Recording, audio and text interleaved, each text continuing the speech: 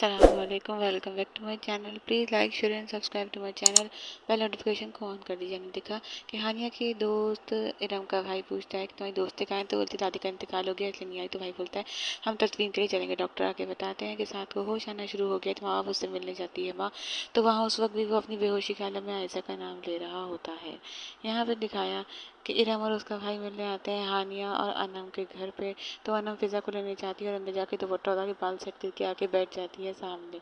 उसे लग रहा है कि ये पसंद कर रहा है अनम को। यहाँ पे साथ की माँ आती है तो फिज़ा बोलती है अबू बहुत परेशान हूँ। इतने में बाप आ जाता है, कहता है आप यहाँ क्यों आई हैं। तो वो बोलती है मेरा बेटा ज़िंदगी और मौत से लड़ रहा है। तो कहता है मैं आपके लिए कुछ नहीं कर सकता। आयशा की तबीयत ख़राब। बाप बोलता है तुम इस वक्त कहाँ गई हुई थी। आयशा को पता चलता है वो ज़ारो कतरा रो रही होती है। इतने बाप भी वहाँ आ जाता है। फिज़ा उसको चुप कराने की कोशिश कर रही है तो वो बोलती है सब कुछ मेरी वजह से हुआ है। वो अपनी मोहब्बत की तौहीन बर्दाश्त नहीं कर पाया। मैं कभी माफ़ नहीं करूँगी। मैं जहर खा लूँगी, मैं मर जाऊँगी। फिज़ा ने बहुत मुश्किल से संभाला इस वक्त आयशा को। आयशा किसी काबू में नहीं आ रही थी। वहाँ भी परेशान हो रहा था आयशा को देख के। फिज़ा बहुत ज़ोर ज़ोर से चुप कराने की कोशिश कर रही थी और आयशा बहुत ज़ोर ज़ोर से रो रही थी। फिज़ा ने बहुत बहुत ज़्यादा मुश्किल से संभाला। बाबा वहाँ अंदर रूम में आते हैं कि होश आ गया। तो वहाँ जब पूछती है तो बाप बोलता है सारी ज़िंदगी पड़ी है सोचने के लिए एक्सीडेंट कैसे हुआ। अभी कुछ भी सोचने की ज़रूरत नहीं, चुप हो जाओ। दानिश सुबह उठता है तो उसे शर्ट नहीं मिलती तो मासी पे चीखता है। तो मासी बोलती है सब काम आपके फिज़ा बीवी करती है, मुझे नहीं पता। तो कहता है ख्याल रखो। जब फारिस कहता है कि तुम भी क्यों चीखेंगी तो कहता है वो शर्ट नहीं मिल रही। नाश्ता करने बैठते हैं तो दानिश को कॉफ़ी अच्छी लगती है। मासी पे चीखता है तो वो बोलता है तो भाभी के हाथ के खाने के जायके पर फिक्र पड़ गई है। तो बाप बोलता है वैसा नहीं, शौहर के पेट का रास्ता होता ही, दिल का रास्ता होता ही पेट है। माँ बोलती है कि वो ऐसा कुछ नहीं करती। तो वो दानिश हंस रहा होता है। यहाँ पे हानिया और अनम का रिक्शा ख़राब होता है तो इरम का भाई करने बोलता है मैं आपको छोड़ दूँ। तो हानिया मान जाती है, अनम मना भी करती है लेकिन वो नहीं मानती।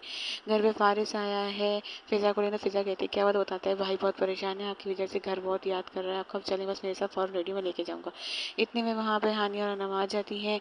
इस कॉलेज से इरम छोड़ के जाती है। हानिया ने बुलाती तो कहता है उसका भाई कि नहीं मुझे ऑफिस जाने में नहीं आऊँगा। अंदर आके अनम कहती है तुम्हारा दिमाग खत्म। उसे अंदर लाई थी पप्पू कुछ कहती थी तो कहती मुझे पता था उसने ऑफिस जाना है, कुछ नहीं कहेगी। सब कुछ सुन लेती है नगमा जो कि ऊपर खड़ी हुई होती है।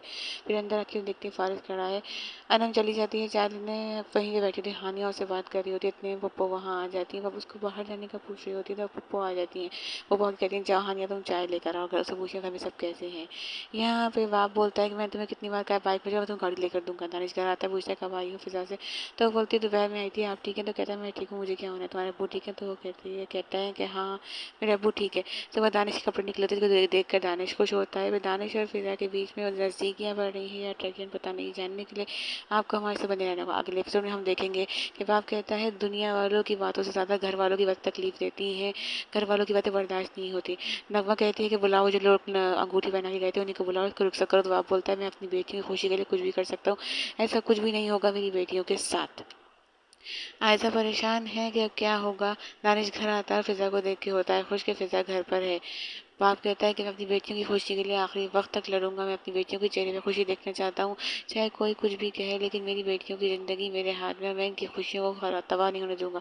वहाँ पे सब ज़ारो कतार रो रहे हैं। सब समझ नहीं आ रहा कि अब क्या होगा। जानने के लिए हमारे साथ बने रहिए, अपना ख्याल रखिएगा। अल्लाह हाफिज़।